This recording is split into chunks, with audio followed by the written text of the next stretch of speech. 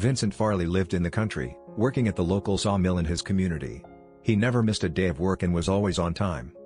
Unfortunately, one night, he stayed up late drinking with some friends and went to work with a hangover and still felt the effects of the alcohol since he had never been drinking before. While working on one of the hurdles, he lost his balance, stumbled, and fell face first into one of the spinning blades. Vincent was now cut from his forehead down to his chest. Still alive but losing blood. He staggered towards the exit and went out the door, walking down the long dirt road, looking for help since he had volunteered on the weekend, and no one was at the mill but him. In the distance, he could see a beige-colored farmhouse. Indeed, someone was home and could call for help. Vincent stumbled up the steps, using the outside paneling to hold himself upright. Raising a trembling hand, he knocked on the wooden screen door before falling onto the porch. Inside, the loud thud from outside alerted the couple who lived there. Rosie opened the front door, letting out a terrified scream.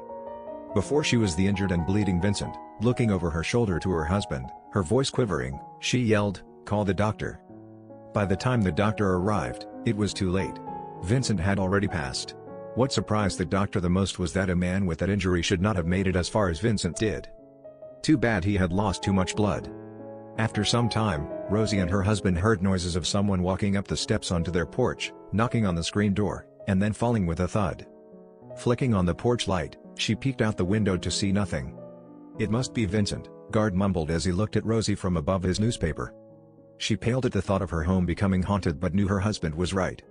After all, this was the last place Vincent had been before he passed away, and he was only looking for help. Help that came too late.